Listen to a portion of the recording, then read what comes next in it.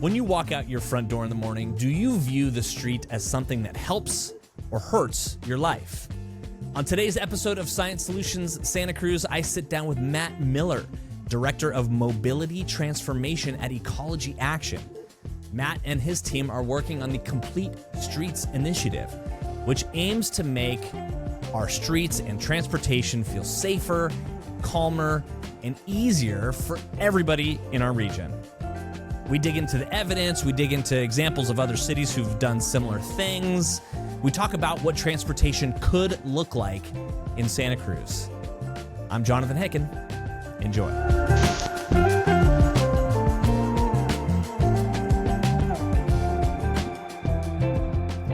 In the studio with me today, I have Matt Miller, Director of Mobility Transformation at Ecology Action. That's an incredible title, Matt. How you doing today? I'm doing fantastic. Thanks for being here. Good to see you. We're talking about transportation. We're talking about air quality. We're talking about all sorts of things related to the roads and the way we move around our community. We are.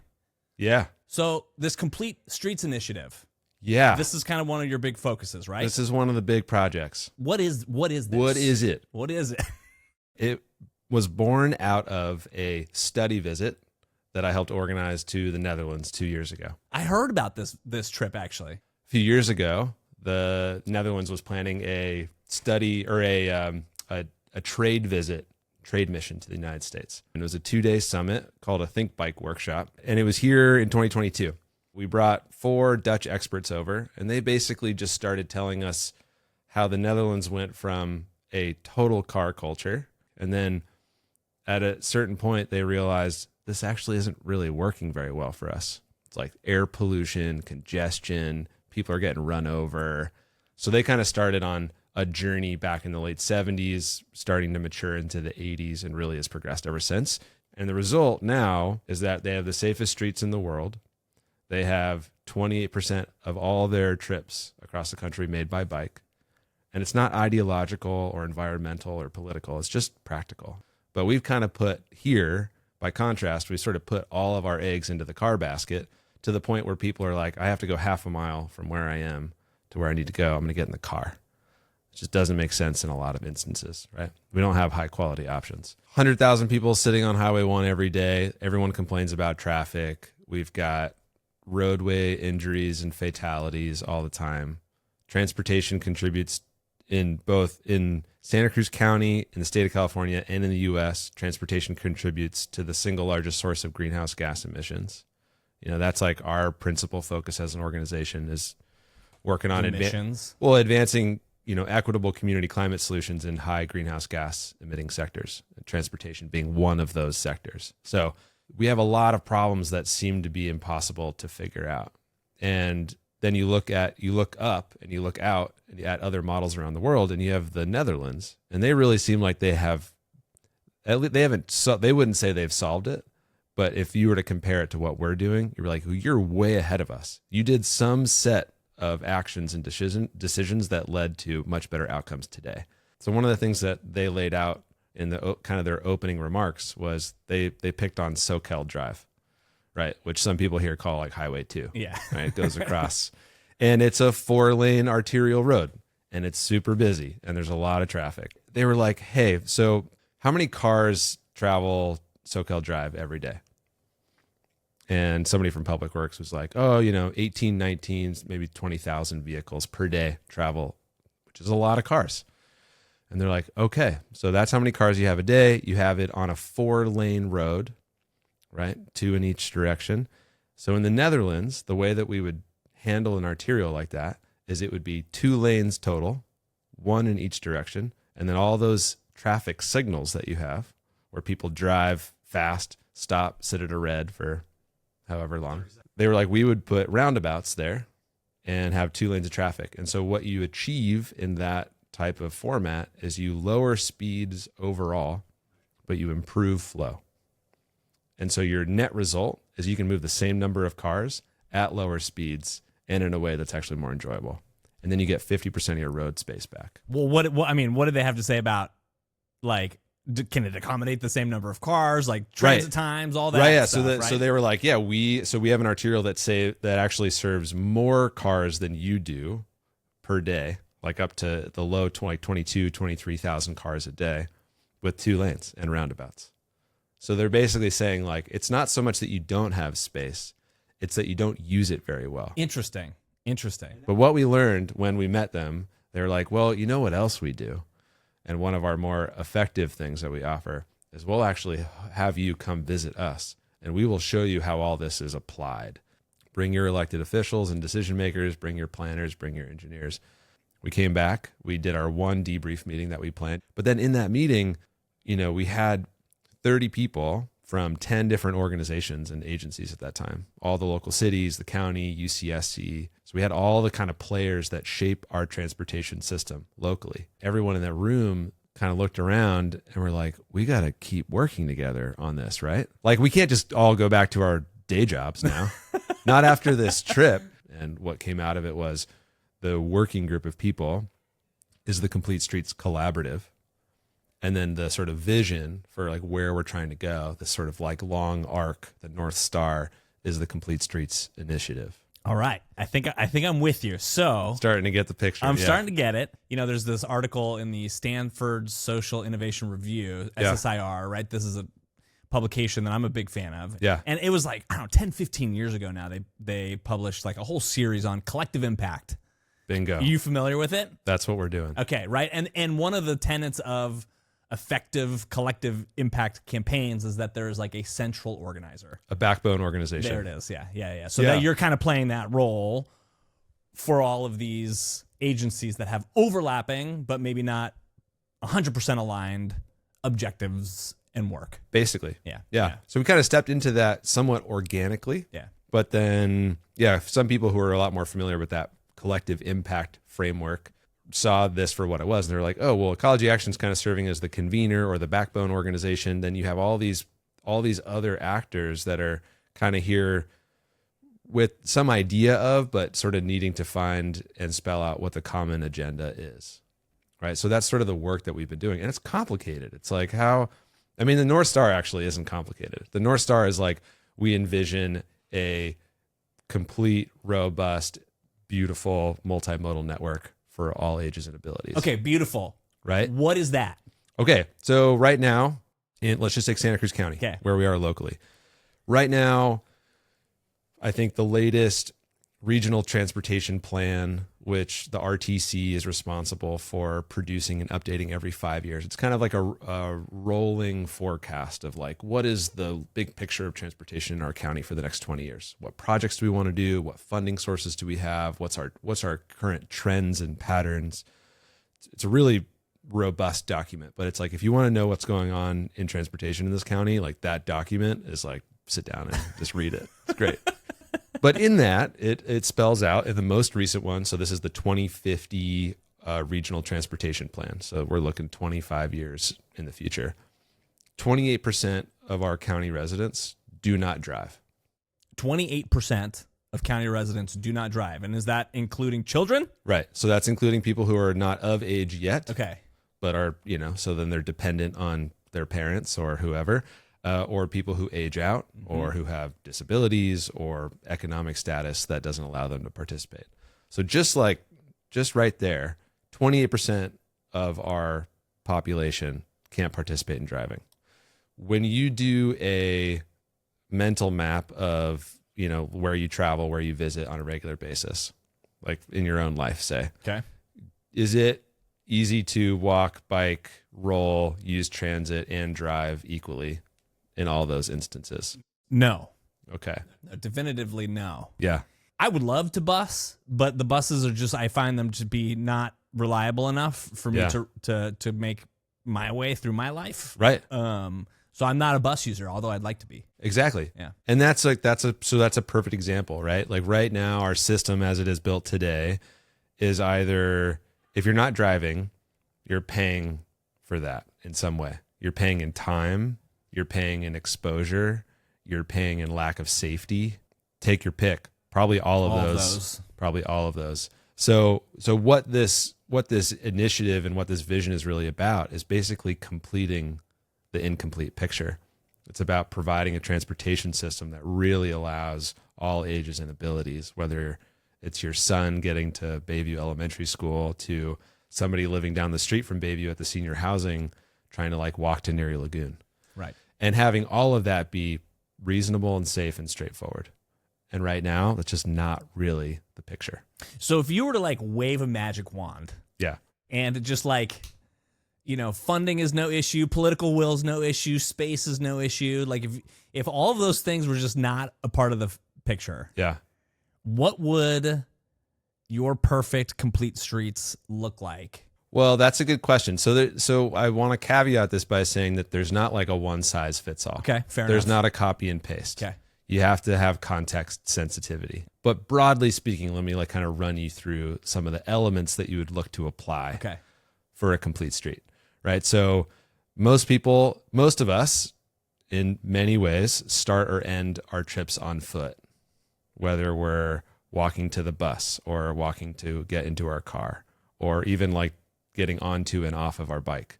There's like the most basic form of transportation is just being able to walk, if you're able to do that. That's a high majority of people. So, when we think about enabling that kind of movement, we're going to need, at a minimum, like complete sidewalks. Okay, sure.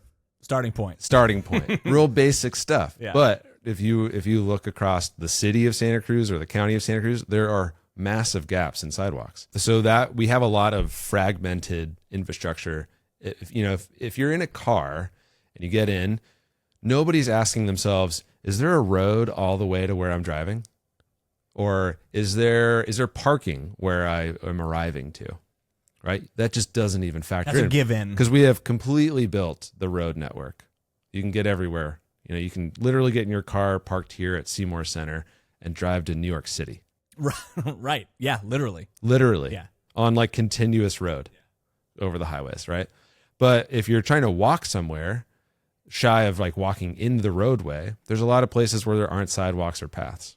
Same with biking, same with transit stops, right? So what you need to envision is that like for all of those different use cases, the different sort of ages and abilities and modal choices, you just need to provide the facilities that allow them to do that. But a lot of people don't even think to kind of start doing that. Right. Right. And most people's experience of the transportation system is getting in their car and they're like, oh, I know how to drive from point A to point B, but like I can't even begin to think about, I'm just too busy, too occupied to think about like strategizing, all this other stuff. Sure, fair enough. So we need to make it evident and straightforward. We need to delineate, where all the different users go. One of the amazing things in the Netherlands was any given place that you found yourself, it was really clear where you needed to be on a bike. Like visually. Okay. Like you didn't have to guess. Whereas here you're like, okay, there was a bike lane back there a second ago, but I don't see like a white stripe here anymore. And now it's just an asphalt. Do I ride in this like awkward wide shoulder thing, or am I in the road with the car now? Yeah, totally. And confusion, exposure, lack of safety, like that's a huge hindrance for people to actually get around that way. I've noticed that there's been more green paint on the roads in the last, 5-10 years. So absolutely, would that be an example of like the visual cue? Right. Yeah. Yeah, making it very legible. Yeah. You know where you're supposed to be in a car always, for the most part. Maybe sometimes you're not. But in a bike, without green paint or iconography or anything like that says like, this is where you go. This is where we want you to go and be predictable on the roadway. It's kind of like you're just guessing. So there's connectivity. Yep. And there's visibility. I don't know. I'm not sure what the word would be. Sort of like visibility or legibility. Legibility. Thank you. That'd be a better word. Mm-hmm. So these are two components. Yep. What else? So that's a great question. You've got connectivity. You need your network to be complete, right? You need safety also. So on a local neighborhood street, you don't really need to provide separate bike infrastructure because traffic volumes are low, traffic speeds are pretty low. You probably can make eye contact with people on the street and negotiate and be like, are you going to go? Am I going to go? So that whole environment is more conducive for kind of multimodal transportation. It's a little more straightforward. When you get to roads like Soquel Drive, the speeds go up quite a bit, right? And the volumes go up quite a bit. So on a road like that, a lot of best practice, certainly in the Netherlands, but also here in the US, like best practice tells us that on a roadway like Soquel Drive, with the speed and volume of cars that we see, there needs to be physical separation between cars and bikes. Physical walls or something, or Could be a bunch of different Okay. things. I think probably the most common that we see around here are those flex posts or those Yeah. plastic delineators, which like pylons, right? pylons, Yeah. or bollards, but Okay. really they're like, it's like a plastic flex post. Yeah. It actually doesn't provide, like a car could just drive right through it. But But visually, as a driver, you know that that's a barrier. there's something physically in Yeah, between yeah. the bike lane and the car lane. Sure. But there's like, depending on where you look, there's like cool examples around the Bay Area or in Portland where they use like planter boxes that are like painted by local kids, right? Yeah. Or concrete curbs, or what we have by the boardwalk, those like little rubberized dividers that are kind of low Sure. between the bike lane and the car lane. So there's a bunch of different types of physical dividers, but that is there to separate higher volume, higher speed with the more vulnerable road user, which is just a human on a bike. Right? Unprotected human of some Unprotected sort. Yeah. human weighs 100 to 200 pounds versus a 4,000 pound metal box. So then there's like another part of this is like understanding system kinetics. System kinetics. System kinetics. Break that down for me. So it's like speed and mass, Okay. right? So you'll like every 10 miles an hour, or maybe it's even increments of 5, but basically the faster a car is going, the higher likelihood there is that somebody's going to die. Okay, just outright, just like across the outright. board. Yeah, if you look at crash statistics, if you look at people that were hit at 40 miles an hour or 30 miles an hour or 20 miles an hour, there are these like very predictable trends in severity and ultimately fatality.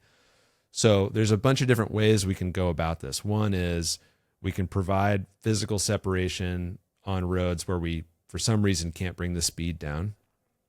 Or if we can't provide physical separation, then the next best thing is to lower system kinetics or lower the speed.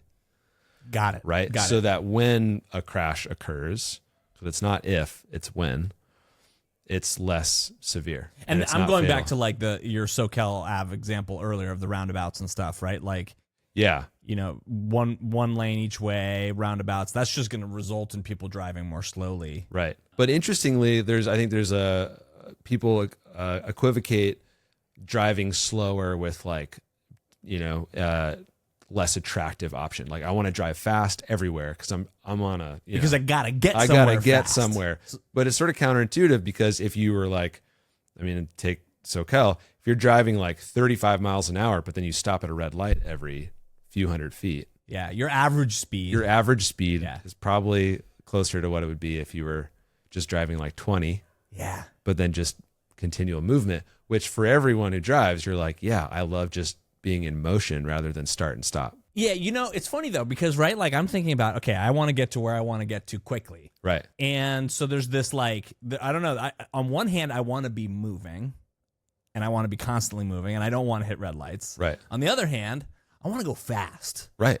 And so there's this like there's a sort of like an initial like if SoCal Avenue is 40 miles an hour right now, I don't actually know what the speed I think the limit is posted there. limit is 35 or 30. Yeah, okay, 30 totally, or 25. Totally. I totally But knew that. actual speed. Right. It's probably closer to 40. And the reason for that is that you have a speed limit set, but then in transportation engineering in the US, there's something called design speed.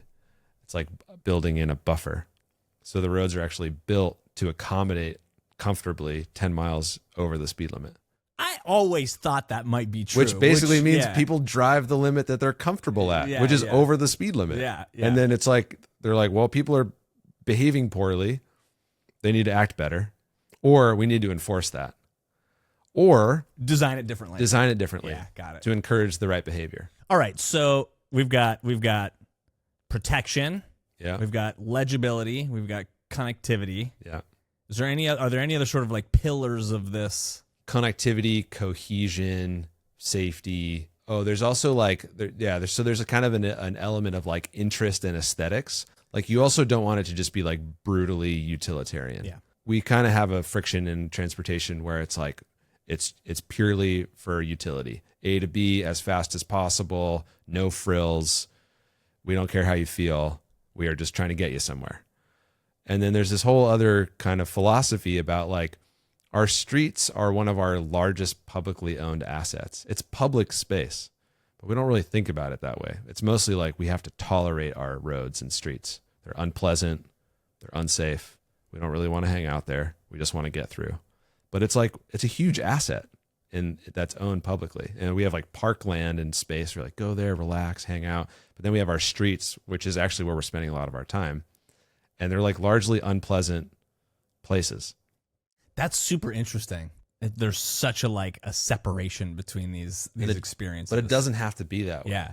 So let's talk about the evidence sort of underlying some of these initiatives, right? Everything that you've described to me just as like a user of streets sounds great, right? I'm like, oh, great. I would love to be able to bike everywhere safely and, be able to walk reliably and be able to drive my car when I need to, Yeah, right? absolutely. Like, all that sounds good to me on the surface. Right.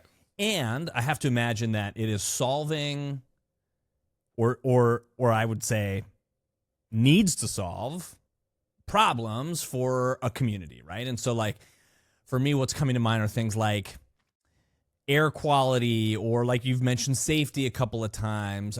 Let's talk about some of the evidence like in the Netherlands or in Austin or other examples you might be aware of like what was the problem and what happened and what were the results? Yeah, great. Yeah, so I was just you're familiar with the congestion pricing that went into for New York City, for Manhattan? Yeah, yes, but please explain it. So basically they created like a zone in Manhattan where you have to pay to enter, right? And everyone was like, it's a tax, it's not going to help, it's just going to hurt the small guy, and it's not going to make our problems go away. We're still going to have traffic. What's the deal? One of the ideas around transportation is that you have to kind of price it appropriately. So with congestion pricing, they charge you to enter. And so there's some people who are like, I have to work in Manhattan 5 days a week. It's a fixed. So for me, I'm just going to have to pay it. A lot of transportation trips have a degree of flexibility or elasticity. Do I need to do that at all? Do I need to do that right now? Do I need to do that today? Could I do it on Saturday? Or do I have a little extra time and could I take the bus? Or can I ride my bike or can I walk? So when you start to add sort of price structures into the picture, it kind of changes how people relate to the sort of necessity to make that trip the way that they are doing it. And it turns out that when you have some of those forces in play, people get a lot more creative with how they get around. But we largely subsidize driving to be the most convenient option kind of all the time. But back to kind of the congestion pricing, you have to pay to get in. So they instituted it in January of last year, 2025. And pretty immediately, like within the first month, they saw like a 10% reduction in traffic. Specifically within Manhattan? Or that zone? Within the congestion pricing zone, yeah. And an MIT study that just came out like last week, there's so much new technology with like AI, cell phone telematics, micro sensors. We used to just have these large scale averages about things like air quality and emissions. And now there's just so much precision, like almost down to the block level of what's going on with like tailpipe emissions. So they looked at the congestion pricing zone, and with a 10% reduction in traffic, there was a little bit of a band depending on where exactly you were, but there was like a 16 to 22% reduction in emissions. So that's like, why would that's like, why wouldn't it just be a 1-to-1, like 10% reduction in emissions to? Right. That's a good question. So part of this goes back to like cars sitting and idling in traffic. It's the idling. Emit more. Yeah. Okay. Got it. Right. Rather than fewer vehicles moving quicker. Yeah. Okay. So that's part of it. And then also just like the distribution of traffic. But so that's an example of, if you create either a pricing structure or if you change a roadway design and it reduces in less traffic, for example, then you can measure and see a pretty immediate reduction in emissions.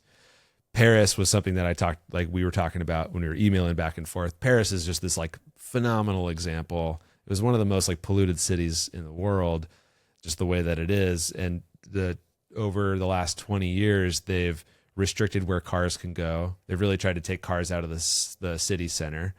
They've added hundreds of miles of bike lanes. They're now on this like new path where they're actually trying to remove car parking and add in like street trees and park space, which then has like a sequestration air quality component to it. So there's a lot that you can do to, remove the source of the pollution, the air pollution or the emissions, just by like doing different mode switch, changing the street design, but then also adding in things like green infrastructure or doing things like pricing, which changes the distribution of travel or removes it altogether. So thinking about kind of applying that and some of the evidence that we found in Manhattan and Paris and other places, let's talk about the sort of the air quality problem, if there is one in Santa Cruz, right? Like, what is the state of our air quality and what are the sort of implications of it? Yeah, well, we probably have some of the best air quality on average just because of where we're physically situated. Yeah, like just being on the ocean. We're on the ocean. Yeah. We're on like the north end of the bay. We have mountains that separate us from the Bay Area. Like if you ever go up to the edge of the Santa Cruz Mountains and look down into the San Francisco Bay, like the visible air quality is very different. Yeah, it's almost like you get to the summit road, the peak there, and it's just like it changes. Yeah. Yeah. So, I mean, here, I don't think we are not dealing with an acute air quality issue. I mean, you have like hot days, you have smoky days in the summer. Like we're seeing a lot more wildfire smoke in general, with climate change. Also just like heat in general creates worse air quality. So it's not to say that we're totally isolated from it. It exists here. But we also don't have it in the same way that like the Central Valley of California does, right? Which just physically is a sink, right? And it's hot, and there's a lot more vehicles, and there's less wind, and polluting vehicles, more industrial traffic, that kind of thing. So I think here, I'm less aware of any acute air quality issues, that we're dealing with, and there's also a lot of established research that shows that people who live really close to like highways or arterial roads with high traffic around, 24/7, like they suffer from higher rates of asthma, cardiovascular disease. And is that statistic just broadly speaking? Broadly speaking. Okay. Yeah. Are you aware of there being any sort of like public health initiatives to like improve air quality for, public health outcomes in our region? For public health, it's more about physical activity. Okay. And it's really like, there's like kind of two main things. One is like physical activity in a sedentary, increasingly technological lifestyle. We just like need more physical activity in our lives. So we're talking biking, walking. Yeah. It's like for public health, we don't need more gym memberships. We just need like sidewalks. Sure. We just need to be able to like incorporate motion and movement into their daily life, which is pretty typical around the world. But then the other big like public health crisis really is traffic safety, more so, right? So that's like, we are unfortunately distinguished with having really high rates of pedestrian and bicycle fatalities and injuries. Really? Yeah, it's like overrepresented from the share of trips that are made by foot or made by pedestrians or bikes. There's way more that show up in crashes and injuries. So is this a Santa Cruz City thing, county, regional? What's the sort of the bound of that? It's all of the above. Each of the cities kind of have their own sort of subset of that, and then there's kind of an overall county picture. But like Watsonville, I think was ranked like for cities of its size in California, it was the number one most like dangerous place for pedestrians, like multiple years in a row. My goodness. So why? Primarily due to a lot of the reasons that we were talking about. So it's like high, corridors that don't have a lot of space for bikes or for walking and biking, high speed of traffic, poor crossings, poor visibility, not adequate physical separation. It's basically just a function of a lot of exposure and a lot of risk factors and patterns that just continue to repeat themselves. So it's like, that's another thing that I think we in the US are kind of grappling with often is we like to say car accident a lot. It's like, it was an unfortunate accident this time. Like somebody was distracted or something happened, but we really have very easy to discern patterns that reoccur all the time. Meaning it's not an accident. They are features. They are features of the system. Ooh, that's spicy. All right. Yeah, and it is. And it's unfortunate. But we have a tendency, like our narrative around it is like that individual made a bad call. They were on their phone or they were distracted or that individual pedestrian walked into the road where they shouldn't. And we kind of blame the individual and just say like, nothing's wrong with the system. People just aren't behaving perfectly. And that's the issue.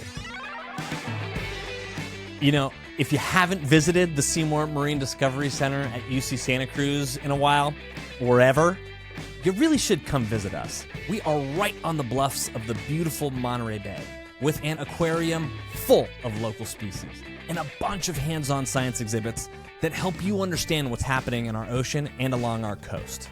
We are connecting the incredible research happening at UC Santa Cruz with real-world solutions for our coastal community. We don't want science to just sit on a shelf. We want it to shape decisions, inspire kids, and help our community feel equipped to act. So if you care about the future of our ocean and our coastal community, or you just want to experience a place that makes you feel a little more connected to it, come visit us at the Seymour Marine Discovery Center. Science Solutions, Santa Cruz. And so are you saying that basically like we as a society have decided that we are willing to sacrifice lives in favor of fast car transportation? I mean, you would be hard pressed to get anybody to just straight up say that. Yeah. Yes. But if you kind of read the tea leaves Systematically, yes, like totally. We've prioritized the efficient movement of cars and vehicles to get everywhere we need to go for economic output and convenience and quality of life and sort of our identity of like being a kind of a car-based culture, but it comes at a really high cost. We have like over 40,000 traffic-related deaths a year in the U.S., which like the U.S. Department of Transportation has a value, like a statistical value of a human life at like almost $14 million. Wait, that's a real number? It's a real number. Okay.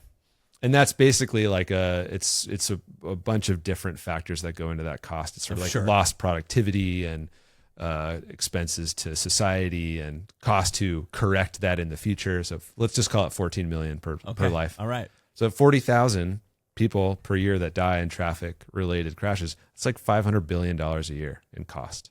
I mean, it seems to me that if you came to me and you're like, Jonathan, we can keep 1,000 people over the next 10 years safe from I'm going to use the word car accidents, right? Crashes, incidents. Okay. Yeah. All right. Let's use that. It's like an unlearning. All right.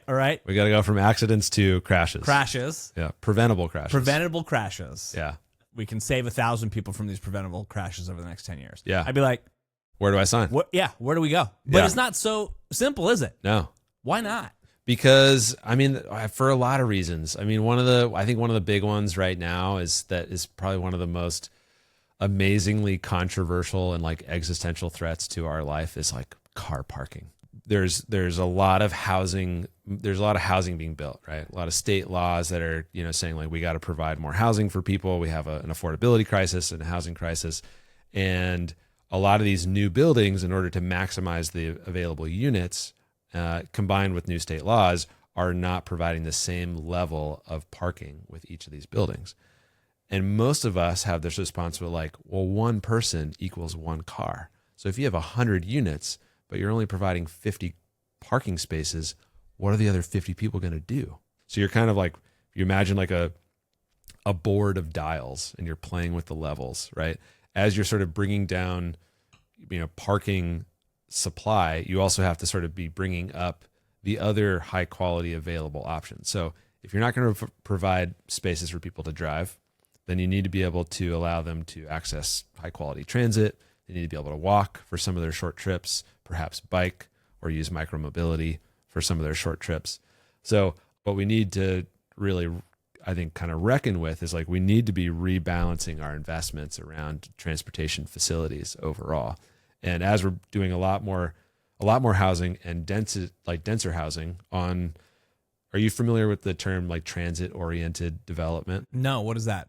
In the United States, we've done a lot of sprawl. We've done a lot of car-based land use development where it's just like, just build another housing or build a suburb 25 miles away and people can just drive to work or drive to the movie theater. No problem. Yeah. Hop on the highway. No problem. The problem is that it's a geometry issue. We like literally don't have enough physical space for everyone to have a car and to get around in a car and to build and accommodate for cars. Like we're sandwiched, especially here. We're sandwiched between mountains and the ocean. We have a limited amount of room and cars take up a lot of that room. And it's like we have a lot more storage for cars than we do for people. So you're playing this out as like a zero-sum game, right? And like in the sense that like there's limited, no one's building any more land, right? Yeah. Like that's a limited Unless we start resource. shooting sand into the ocean, but I bet Gary Griggs wouldn't be. I'm sure Gary wouldn't be excited about that. So I mean, the obvious, and then also we have simultaneously done a very nice job, I'd say, of like protecting open spaces. Yeah. And right. So there's not as Which much contributes opportunity. to high quality of life around here. So there's this obvious sort of implication of that is that you got to build up, which is exactly what we're seeing happening in downtown, and downtown even Santa over here on Cruz. the west side too. Yeah. That's also starting to happen. So densification is, Yeah. is helpful. You have fewer, you have more people in a smaller amount of space. And then also the big thing to think about is really, like half of all trips in the U.S. are 3 miles or less. Across the country. Across the country. Wow. Okay. Of trips, car trips. Yeah. Okay. And so a 3 mile trip, say on a bike going 12 miles an hour, which is like a very, standard, Easy ride. pedal, Yeah. relatively speaking. That's like a 15-minute journey to do 3 miles. And there's a lot of trips that are 2 miles or 1 mile or less, right? So if every single trip has to be made by car, it adds a lot of traffic, adds a lot of congestion. It just sort of, mucks up the whole thing. What we need to do is alleviate pressure on the system so that when people are driving longer distances or, for different trips, they have this space and ability. But all those tiny short trips, we could like greatly improve by adding facility and infrastructure to accommodate those shorter trips. And this isn't like, it's not sort of like we're done with the car forever and we're moving on to some like future, jetpacks and yeah, we're not doing that. Really, we're kind of just talking about like looking soberly at like where our investments and our space allocations are, and then just toggling a little bit the distribution. It's like right sizing our efforts. Like there's a lot of excess in our system. How are the people in our community and public agencies coordinating the housing folks and the transportation folks, right? Like, because you kind of said it yourself, right? Those things kind of have to go hand in hand. They're inextricably linked. So what transportation changes have happened or are planned? So here's an example. City of Santa Cruz, knowing that more housing is on the way, they've started, and also, so part of this, aggressive could be one way to put it, but let's just say vigorous housing effort across the state. It's like we need to build, and we're going to put a bunch of state laws in place to really just like we got to step on the gas here. So with that, the ability for local jurisdictions to kind of negotiate an individual development. Usually there's a little bit of a back and forth. It's like, hey, we want to build this. The city's like, okay, well, we'll give you that. We'll reduce your parking demand if you give us a bigger sidewalk or more bike parking or something like that. That fundamental negotiating structure has changed a lot in favor of the developers. They're basically like, we're coming in to provide the thing that you need, that the state says, and we're just going to do our program. And the cities have less legal power to... They have less, it's less of a, what are you going to give me? What am I going to give you? Yeah. Right. And so now what cities are really having to do is update their municipal code to say that when developments of any type come in, these are the automatic triggers that you have to come with it. And so that's changing the city code, which is not a straightforward or easy lift. But basically the city is like looking at SoCal, they're part of SoCal in the city limit. So not the part that just got all the protected bike lanes, in unincorporated county. And they're looking at, okay, if we're anticipating 5, 10, 15 years from now, different developments coming in, more housing, what type of setbacks do we want? What type of sidewalk widths? What type of bike lane facilities do we want? And they're updating all of those to meet kind of current working standards. Like we want physical separation. We want a wider sidewalk. Like we're gone are the days where they're like trying to do like a 4-foot sidewalk with like a power pole in it where you have to like shimmy next to it, right?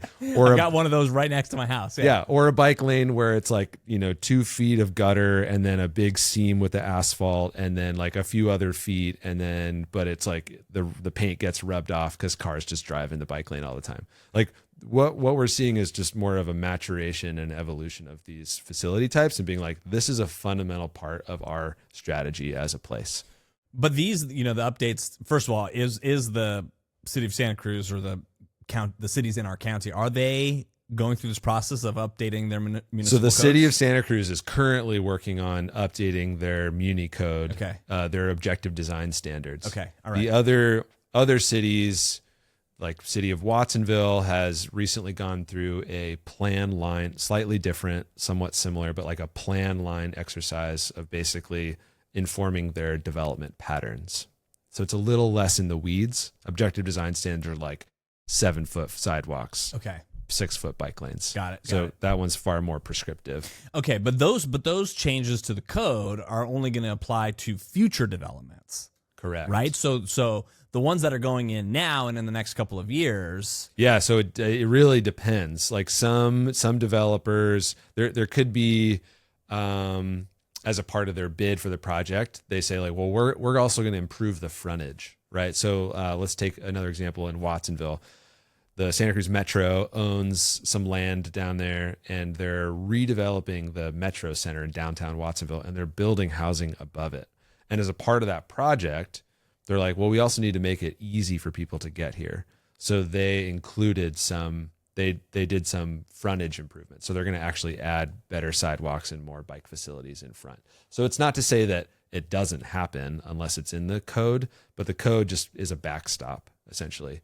Other developments can include it depending on their own kind of discretion and how they're thinking about their project. So what are the transportation implications for what's going on in the city of Santa Cruz with all of the housing going in and the reduced parking, but maybe not the simultaneous improvement or implementation of complete streets? Like what is that going to mean for us? The best case scenario would be that as we have denser housing going in with less available car parking, that all the infrastructure is in place to facilitate all that other types of multimodal movement.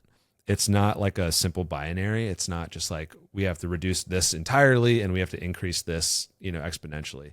We're really just trying to kind of rejuggle a little bit. So it's like if people can reduce the amount of driving they do by 10%, 15%, one less day a week, for example, that actually has a cumulative impact that's really, really positive.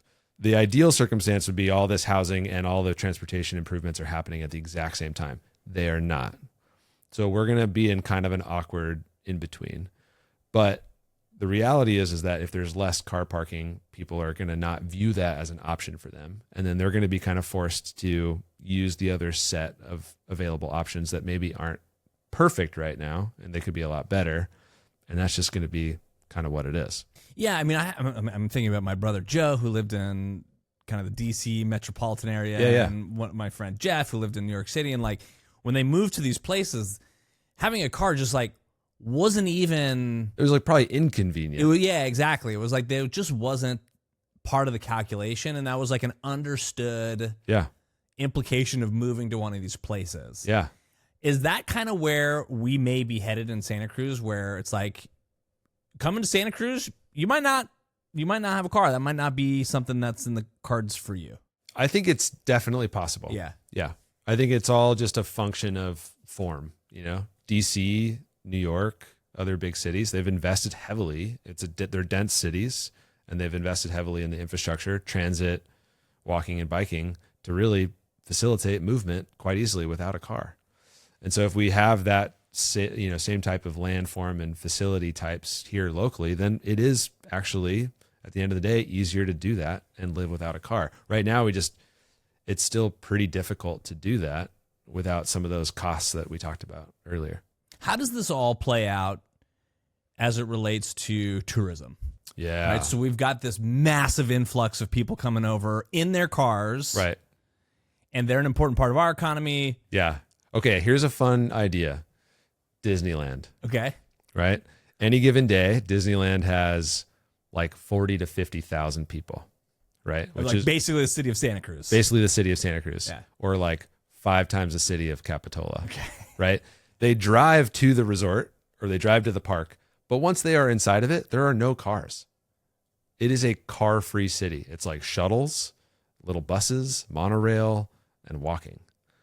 And yes, it's highly dense, but it still like provides you an option where it's like we could have a magnet of tourism from all over the state or even like across the country that's coming to Santa Cruz. But there's a way that we could, concentrate parking in one zone, and then as they move all the way say to the beach or to the boardwalk, that there's shuttles, that there's, a bike boulevard, and there's bike share right at the parking. There's so many options for how to facilitate movement, in a small constrained environment. So the sort of the economic interest comes to mind for me in all of this, right? Yeah. And I imagine it's an objection you hear a lot. And so I'm just curious is like, okay, in that situation, are we risking, sort of turning away tourists?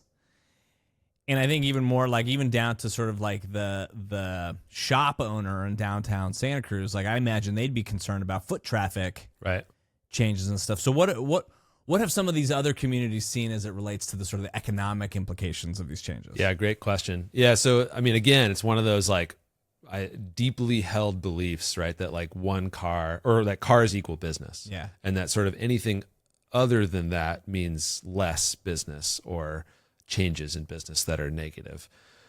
There's so many different examples the world over that show when you create more space for people to walk or bike or access places themselves without cars, it actually increases foot traffic.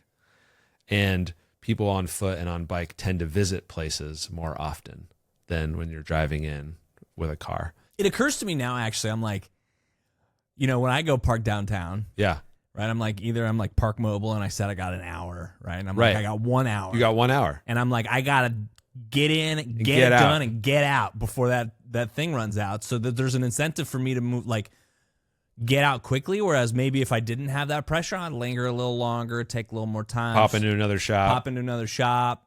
Is that, I mean, like, I could see that playing out. So that is generally, yeah, it's like you kind of go from a place where the visitation is shorter into a place that attracts people to be, right? Like you're creating areas that are like, I want to go spend time there.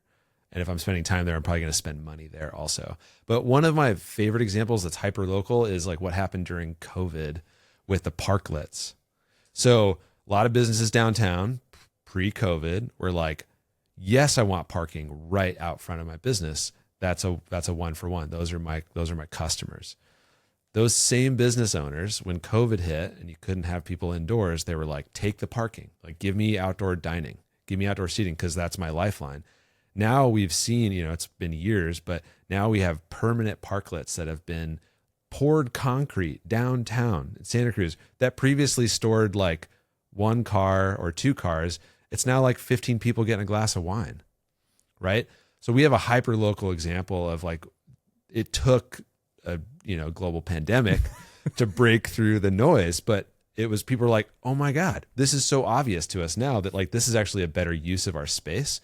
And people can like park or walk or bike or however they're going to get here. Like this is actually more valuable use of space to provide it for people socializing and eating and drinking. I'm going to invoke another brother. Yeah. And this is my brother, Chris. Okay. And he says, how many brothers do you have? I got 3 brothers, so I'm one of 4 boys. Where are you in the lineup? I'm the third. Okay. I'm the third. All right. And I was the baby for like almost 10 years before the last one came along. Oh, so, ooh. My right. therapist says I got some baggage I got to work through on that one. Word. So Chris always says, to see change, the pain to change has to be less than the pain to stay the same. Right. That's the only impetus for change. Right. And short of like another pandemic, right, knock on wood, what's going to be that thing that changes our collective thinking, right? You've brought up a couple of times this like, this deeply embedded social maybe expectations of 1-to-1 like resident to car or 1-to-1 car to business, right? Yeah. There's these like deeply seated beliefs we have. Right. What is it going to take for us to collectively change that? I mean, if I knew that, I would probably just be off doing that like right now. I'd be like, I don't have time for the podcast. I have it figured out. I've got it. And I'm just applying on all cylinders here. I mean, I don't know. Yeah. I really don't know. I don't know what the tipping point will be. I mean, you could reason that we have plenty of things that would drive us for change. Like people die and get hurt a lot. And we're just like, it's kind of the cost of doing business. It's like, I haven't gotten hurt. I'm fine. So like, okay, threat to life doesn't seem to motivate people. Then there's like the climate catastrophe, and people, and like transportation is the single largest cause of that. We're like, well, you know, I still just like want to drive downtown and get some ice cream right now. So like, that's an abstract idea. Yeah. Or like gas prices are $6.50. So that could start to, I think what that does is it introduces for people, you know, it drives the cost to a point where people are either like, do I need to make that trip? Yeah. Or can I make that trip using a different mode? Like we've definitely in our work at Ecology Action over the years of price spikes in gas, we have people who are like, tell me about EVs or tell me about e-bikes or like get me out of this doom loop of gas prices because it is hurting me, right? So people feel that really poignantly, but you know, that fluctuates, right? The Strait of Hormuz might open up again in a couple days. Yeah, people are like, oh, maybe gas prices will just drop back down. And in a month from now, we're like, no big deal. Yeah. So, I mean, any one of those things could contribute to the tipping point. But I think like what I'm really appreciating and what I'm really motivated with the Complete Streets initiative is that we have to invest in the infrastructure that makes those decisions easier, because right now we don't. Right? What does that mean? Like we need to make walking and biking a straightforward proposition where the value proposition of, you know, biking 10 minutes is equally valuable or more valuable than getting in your car and doing it. Right now it's like, there's not even a bike lane to do it. So like I'd have to risk my life to like make that trip. So I'm just going to get in my car. And then also sort of rebalancing it so it's not so convenient to drive everywhere. And here's a local example, Bay Street, right? It goes right by Bayview. It's probably one of the most transformative projects that's going to happen. Well, it's already started actually. There's the road diet that they've done from Escalona up towards Iowa and Nobel. The rest of that corridor, the vision for it is to do kind of a full makeover and do fully protected bike lanes from Westcliff to the university. Full physical separation. Sidewalks, enhanced crossings, transit boarding islands. Like Bay Street is going to look and feel very different. Amazing. What timeline are we talking about on that? Well, so they already installed the road diet part. The next part will start, I think, later this year. Wait, what's road diet? What does road diet mean? Road diet, yeah. Also, some people like to point out a mobility feast, depending on how you think about it. But you take like a road diet is like taking 4 lanes of cars down to 2. Okay. They've already done that. They've already done that. Okay. So when you're going up Bay Street, you go past Escalona, then it starts to kick up towards campus. So they have taken one of those car travel lanes and they've eliminated it, and they've put protected bike lanes. I've ridden those, and there's even like 2 bike lanes. And then on the uphill, yeah, there is a walking path. That's it. Because there's no sidewalk. That's it. So they're like, you can walk here too. All right. So that's already done, and that was even on a year or 2 ago. I mean, that was like what's April? Yeah. So they did that like last summer. Okay. Yeah. So then the next is they're going to build a bi-directional cycle track, so like a 2-way bike lane on the Bayview side. On the school side. Yeah. So from King Street, it's going to be a 2-way, like kind of what's in front of the boardwalk. So a 2-way bike path that goes from King Street all the way past Bayview and feeds into the existing rail trail. Oh, amazing. So that's an example of a project that really is putting kind of our money where our mouth is. It's like we envision a corridor that's truly safe for people walking and biking and using transit, 8 years old to 80 years old and everyone in between, caregivers, parents, the like. And we're going to build a corridor that actually accommodates all that. And so that's going to happen over the next year and a half, the rest of that transformation. And then I think we'll start to see, once it's in place, people will realize it's not scary. It didn't change their world. It might have even made their lives a little bit better and more enjoyable. And I think once we get that kind of positive flywheel going, I think they're going to start to see, oh, this is what it feels like to be able to easily and comfortably navigate my day-to-day life on foot or on bike. My kid is stoked. I feel less stressed. Like I'm spending less money. Like this is good. This is good, right? And then you kind of look around and you're like, yeah, this is good. We should do more of this. And then you start to build out that network and infrastructure. And then I think we're leveraging our public right-of-way, our transportation system, to contribute to much higher quality of life. Safer outcomes. We want to reduce injuries and fatalities all the way. We want to make it easy and affordable and, comfortable for people to get around. That's where we're trying to go. And I think as each increment, as we get through there, it will sort of be the proof in the pudding. So the Bay Street project sounds awesome. Are there any other projects that are have the green light to move forward that moves the collective one step closer to this complete streets vision? Yeah. So another one that's kind of in the hopper right now is in Capitola. They're looking at putting in roundabouts at the Bay Hill intersection by the Knob Hill, and then over by Gale's Bakery. So those are two kind of funky, gnarly intersections, especially the one at Gale's. It's like a trapezoid. Yeah, there's a bunch of coming from different directions. Bunch of different angles. The visibility is kind of weird. Yeah. There's also just if you're walking, you're in the road for 60 feet. Yeah, I have crossed that crosswalk on foot before. And you're just you're whoa. You're on a swivel because you never know who's coming from where. Right. And so just to take a roundabout as an interesting example, roundabout as an intersection type. The physical layout of it reduces risk and exposure by 70%. And you have a physical thing in the middle. If you go to a red light and you're I'm going to ignore this or I'm not paying attention, there's nothing to stop you from proceeding. You can just drive through the red. There's nothing physically blocking you. A roundabout, if you're I'm going to ignore this and I'm not going to turn, you're going to hit the roundabout. So it forces you to slow down, take stock of your surroundings, turn, counter turn, and then turn to exit. And then it also changes, slows you down. It changes your awareness of your surroundings. It creates more, space and legibility through the intersection.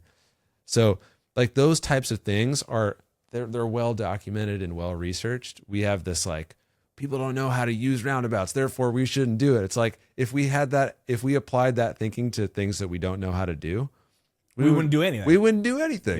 Yeah. We're all capable of learning stuff. So let's put in some roundabouts. Matt, I've learned an absolute boatload in this conversation. Is there anything else that you want to plug or anything else you want to hit before we wrap up for the day? Yeah, I would just invite, any listeners out there who's thinking about if any of this resonates and you find yourself wondering how could this be better either in my neighborhood or in my city or, whatever scale you want to think about. There are lots of ideas and lots of solutions out there. Part of I think the block to change is really sort of the public getting on board, and then also the decision makers and the politicians saying, these are what the people want. So if you're one of those people where you're I think some of this stuff makes sense to me, I'd at least like to explore it, if not advocate for it, make your voice heard, reach out to your local electeds, talk to your public works staff in your area. I think there's a lot more openness and receptivity to this, but we need to vocalize and direct that energy. So and at least in the city of Santa Cruz, we have a mayoral election and some city council elections coming up, the primary in June, right? So it's let them know if you really care. Precisely. And vote for the ones, if you care about this, vote for the ones that are committed to making it happen. Exactly. All right. Anything else, Matt? I think that's it. All right. Just appreciate you for the time, and thanks for having me in this cool little room. Thank you. All right. Thanks, Matt. Good to see you. Thanks for being here. Good to see you too. All right, that does it for Science Solutions Santa Cruz. Thanks to Matt Miller for joining me today. Thanks to everybody at Ecology Action and everybody in the Complete Streets Collective for all of your work. Thank you to Edith Belmont for editing. Thank you to Cassidy Beach for production. And thank you to Valerie Situ for distribution. We'll see you next time.